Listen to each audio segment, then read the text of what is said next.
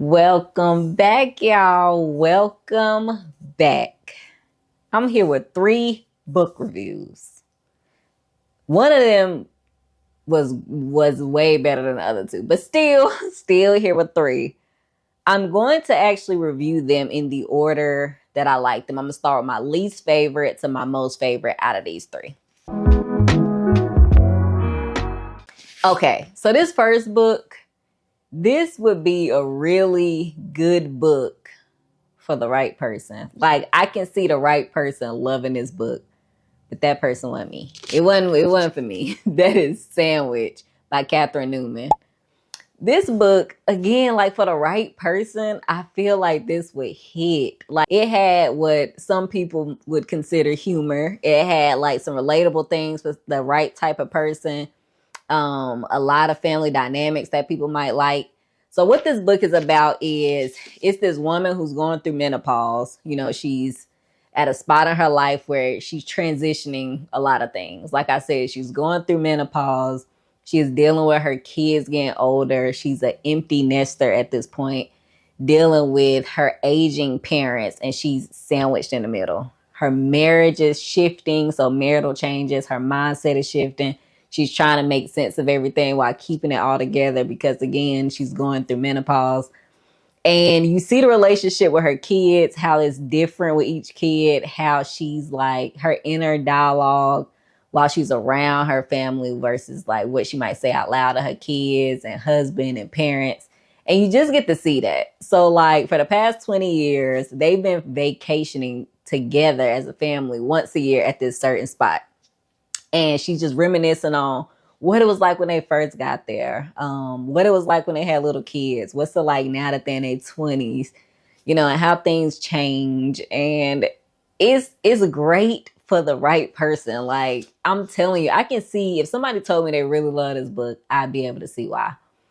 The writing is good. Like, it was good for the right person. And to be fair, that just wasn't me. I wasn't that person because I just felt like I found myself rolling my eyes quite often. But that's just because of me and who I am. It had nothing to do with like the actual book. So it wasn't that enjoyable for me to read, but I can understand why people like it because it had a lot of elements that work well together for the right person.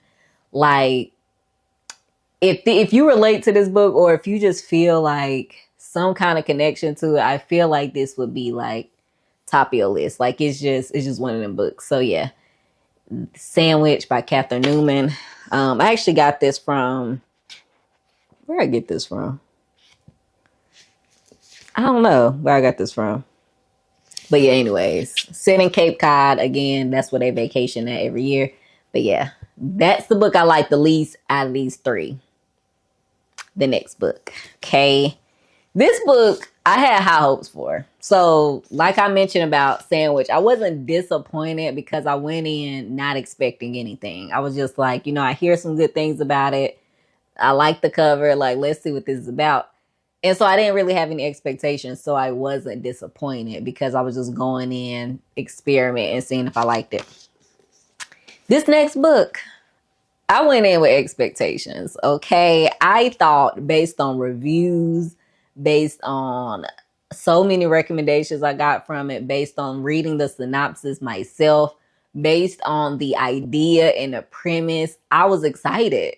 I was excited to read this, and I was left disappointed. That's The Ministry of Time by Kaliane Bradley. Kaliane Bradley. I was disappointed with this. Like, I wanted to love this. I went in. Okay, so let me back up. Before I even opened the book, I grabbed it. I knew I was like, I'm gonna love this book. I'm gonna love it. Based on what I know, like, I will like this book. It has everything in it I would like.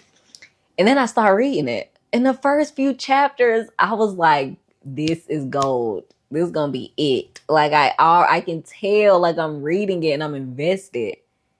And then the longer the book went on, the less I cared about it. The more I was like, this ain't it. The more my disappointment grew. And I really didn't care about the end of the book. I was annoyed. I didn't, I don't know what happened like during that drop off. I didn't like the writing either, but I didn't really get that in the beginning part. For some reason, I was just too into it. The writing got annoying. Like I don't think the writing style is for me. Like, so let me back up what this book is about if you don't know. I feel like it's a million people that have talked about this book, but The Ministry of Time is a book. The Ministry of Time is a secret government organization, and they're running like a special secret program where they are using a time machine to go into the bring people from the past to the present. And this is like our like close present. Close future, I should say. But yeah, so they're going into the past, bringing people who were close to dying at that point to the present, and then they're like observing them. So they get assigned somebody that's called a bridge, which is a government employee, and that's our main character is a bridge, and she's following one of these people that came from the past to the present under this government operative. And okay, so it's romance mixed in here. There's a subplot of romance. It's sci-fi. You get hits of sci-fi. You get hits of mystery. You get like thriller-esque. And it just seemed like it was gonna merge so well together. You got speculative fiction, and it didn't. It did not. I didn't like the romance portion, even though a lot of people did. I didn't. I feel like the sci-fi wasn't sci-fi-y enough. It wasn't like the actual science fiction part wasn't fleshed out enough. Like the actual time travel portion wasn't. And the speculative fiction just kind of fell flat. And then again, it wasn't even tied up into like a good bow of writing. Like I didn't enjoy the writing. It wasn't enjoyable. I stopped caring at a certain point. But let me tell you what was interesting though. I like the idea of thinking about what that would be like. Taking somebody from, I don't know, 1862 or 17, whatever, or 1910, whatever that time is, and how they would transition here. Like the author did take care in thinking through what their physical side effects might be, what their like, the cultural adjustments they would have to make, the social adjustments, the like environmental differences and stuff like that. So it was cool to think about what that might look like, somebody coming from the past to the present, and what that transition might look like outside of like an initial culture shock. What happens when they discover the internet? What happens when they're like social media? What happens when they're like food options and all this stuff? So yeah, it was interesting, that portion. The premise was more interesting than the book. The synopsis was more interesting than the book. And I was disappointed because I just knew I just knew I was gonna like it, and I didn't. I liked it more than Sandwich. I did, but I thought it was gonna hit, and I was left disappointed, wanting more, wanting it to be something different. It just wasn't. It didn't go where I wanted it to go, but I was invested for the first little bit. I could have stopped reading at that point for real. But yeah, The Ministry of Time. The last book, I thoroughly enjoyed this. Thoroughly. It was heartbreaking, emotional, frustrating, telling. Yeah. That is Memorial Drive, A Daughter's Memorial by Natasha Trethewey. This book follows Natasha. It's her memoir, real life. It's got like true crime in there, and it's a memoir.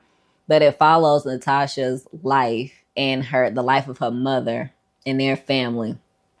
Her mother ended up being murdered by her ex-stepfather. So her mother's, husband at that time, or ex-husband. And it just goes through this pocket of time. It starts off when she was little, like stuff that she could remember when her mom was married to her dad, and then goes into, her mom meeting this guy, Joe. And just, that man was out of his mind. He was insane.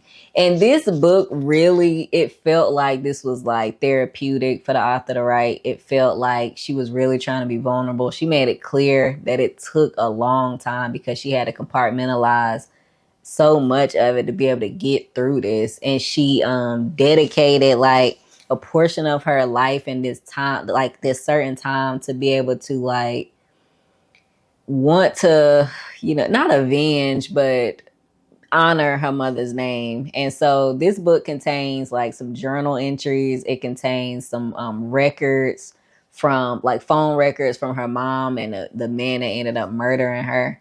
It goes over some of her thoughts, some guilt that she feels, so many things. And it's so vulnerable and open. And it's frustrating because this man, he literally was insane. Yeah. And you just think like, wow, like you just reading it, you just want to like, I don't know. It's such a emotional read. It was well written. And you just like, dang, man, things not perfect, but they could be worse. They could be worse. So yeah, you go through her life, you think about what that must have been like, her journey and her search for like truth and freedom and healing. She has a brother. What's that like? Just so many different things. So yeah, this book, it packed a punch. It was powerful. It was definitely powerful. Yeah, man. It was something. So yeah, I enjoyed this book. The other two, I went in the order that I enjoyed them in, least to the most. And yeah, if you read any of these, let me know what you think. If you read Ministry of Time, if you're one of the millions, I don't know if millions have read it, but if you're in that number that have read the Ministry of Time and you enjoyed it, let me know, because I know people have. I've been recommending this book a ton. I've seen reviews. I've seen it, the push to get people to read this book. I've heard people and talked to people that have loved this book. I'm just not one of them. I was thoroughly disappointed. I was so disappointed. Very. But yeah, that's it, y'all. I'm going to get on out of here, and I'm going to see you on the next one.